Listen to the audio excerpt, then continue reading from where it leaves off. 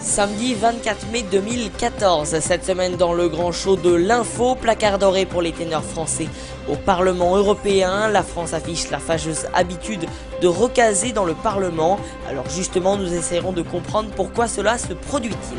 L'Italie, confrontée à une forte pression migratoire, le pays accuse l'UE de manquer de solidarité alors que les arrivées de migrants sont quasi quotidiennes. Si vous aimez cuisiner et bien manger, l'application Cook-App sera faite pour vous. Elle est un mélange entre le réseau social et le guide de bonnes adresses. Enfin, comme chaque semaine, ce sera le récap.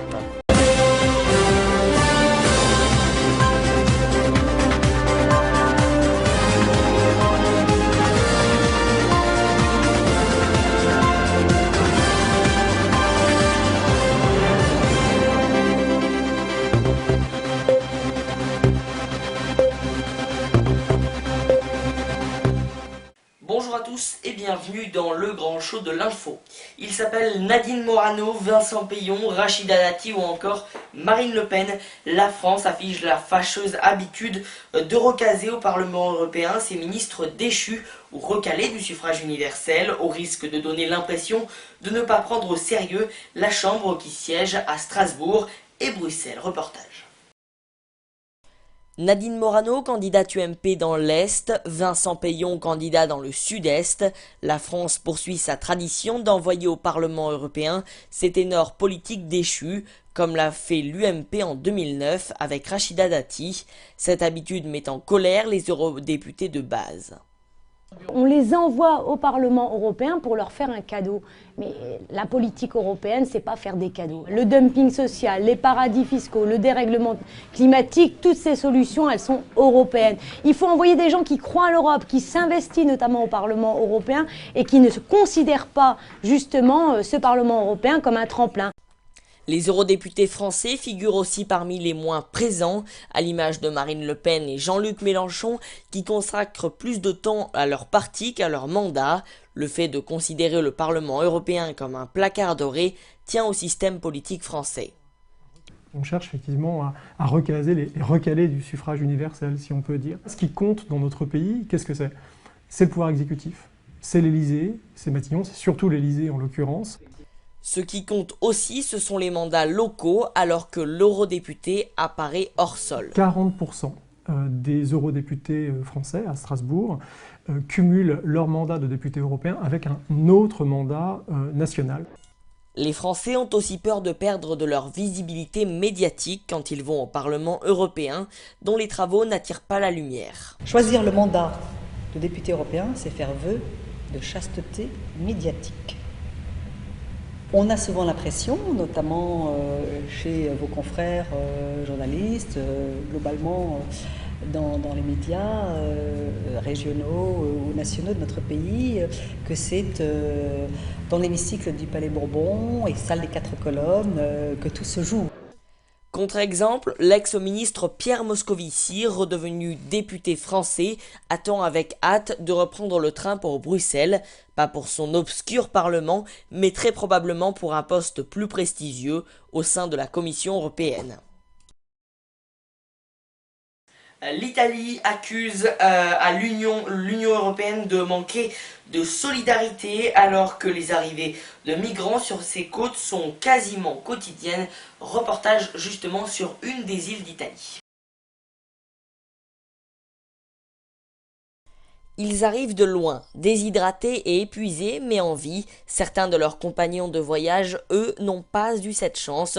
Sur la Grecale, une frégate italienne qui a secouru plus de 200 migrants le 12 mai dernier au large des côtes libyennes, il y a aussi 17 corps. Selon les autorités italiennes, 36 000 candidats à l'immigration sont arrivés sur les côtes de la péninsule depuis le début de l'année. Une situation extrêmement difficile pour le pays qui pointe du doigt le manque de solidarité de l'Union européenne.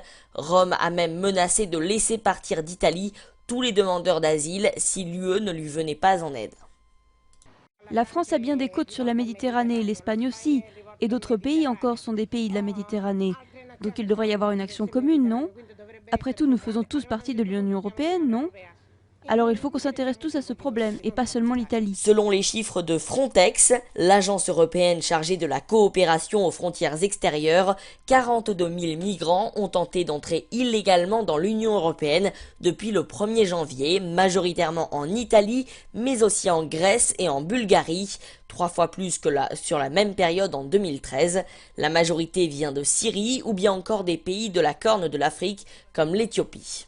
Ce n'est pas seulement un problème européen au final, c'est un problème international. Car ce qu'il faudrait, c'est créer des emplois dans leur pays. Et donc l'Italie ou l'Europe, seuls, ne peuvent pas faire grand-chose pour gérer une situation d'urgence comme celle-ci. Les centres d'accueil affichent complet partout en Italie et notamment en Sicile. Les habitants de l'île vivent au rythme des arrivées quasi quotidiennes de bateaux de migrants et des enterrements de ceux qui se sont noyés ou qui sont décédés à bord. À la veille des élections européennes, les décisions politiques sont montrées du doigt. Selon moi, les politiques ne devraient pas les faire entrer en Italie, car il n'y a pas les ressources nécessaires.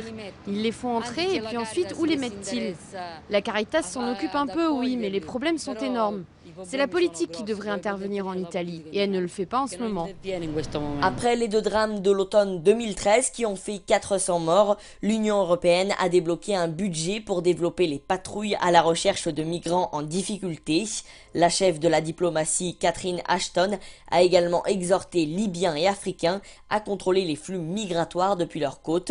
Le nombre de morts a certes diminué grâce au programme italien Mare Nostrum, mais les candidats sont toujours plus nombreux. Selon les estimations du gouvernement italien, entre 400 000 et 600 000 migrants attendraient de pouvoir débarquer en Libye pour pouvoir arriver sur les côtes européennes. Rien de tel que la cuisine maison, surtout quand c'est celle d'un chef réputé.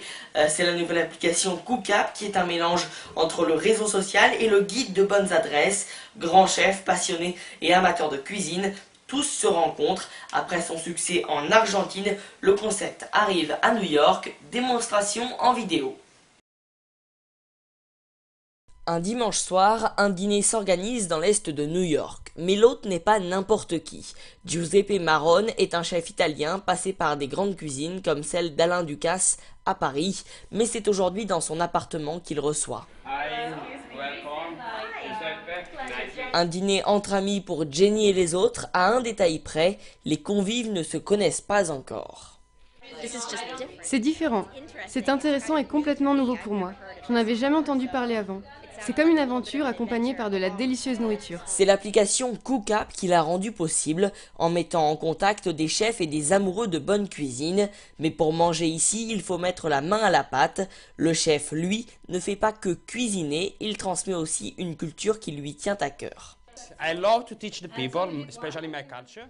J'adore enseigner aux gens ma culture, parce que je pense que les gens devraient connaître la vraie gastronomie italienne, pas la fausse qu'on trouve dans certains restaurants, ici à New York.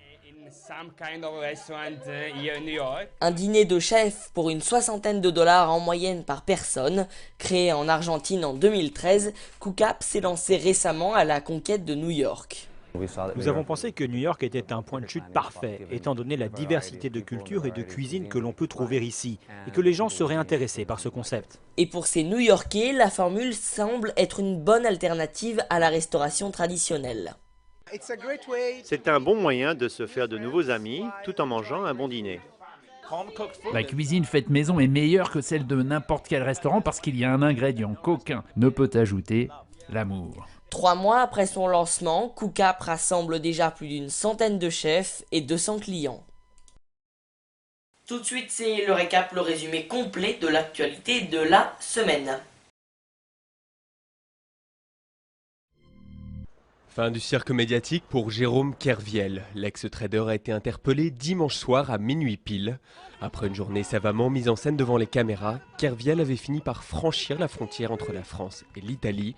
Il doit maintenant purger une peine de 3 ans de prison ferme. Ses partisans entendent continuer le combat, tandis que le gouvernement le qualifie d'escroc. Moscou ordonne le retour dans leur caserne des milliers de soldats déployés à la frontière. Un geste apparent d'apaisement à une semaine de l'élection présidentielle en Ukraine, mais un retrait encore invisible. Selon l'OTAN, il n'y a aucune preuve que la Russie ait commencé à retirer ses troupes. Le torchon brûle entre Pékin et Washington. La Chine a vivement répliqué à l'inculpation de 5 officiers chinois pour piratage informatique et espionnage économique. Ces accusations sont fabriquées de toutes pièces, selon Pékin, qui au contraire dénonce les turpitudes américaines en matière d'espionnage. Le gouvernement exige une enquête de la SNCF et Réseau Ferré de France. Les critiques pleuvent depuis la révélation d'achats de TER trop larges pour certaines gares. Les deux groupes publics se renvoient chacun la faute. Il faut maintenant raboter certains quais pour que les nouvelles rames puissent passer. Une addition salée qui devrait s'élever à 50 millions d'euros. Isabelle Balkany est en garde à vue. L'épouse du maire UMP de Levallois-Perret est interrogée dans le cadre d'une enquête financière. Le détail des faits qui lui sont reprochés n'a pas été précisé. Le couple Balkany est visé par plusieurs procédures judiciaires.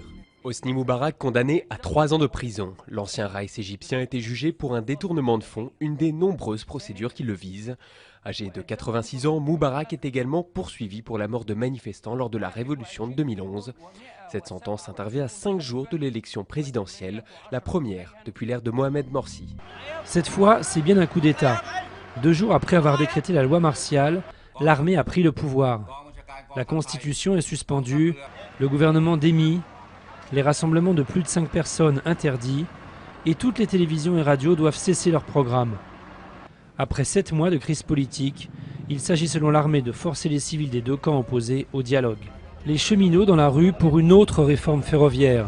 Plusieurs milliers ont défilé à Paris pour réclamer une véritable fusion entre la SNCF et RFF, le gestionnaire du réseau.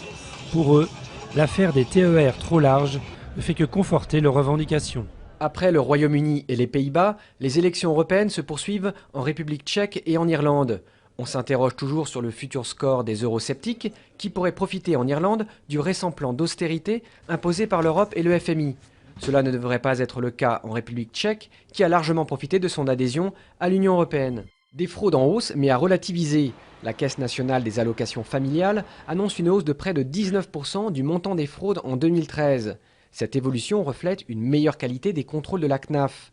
Mais le montant total ne représente que 141 millions d'euros sur plus de 64 milliards d'euros de prestations versées en 2013. C'est la fin de cette édition, merci à tous et toutes de nous avoir suivis et rendez-vous bien évidemment samedi prochain pour de nouvelles actualités sur bigwebtv.fr. D'ici là, je vous souhaite une excellente semaine à tous et puis n'hésitez pas à me retrouver également tous les soirs dans les yeux dans l'actu. Bonne semaine.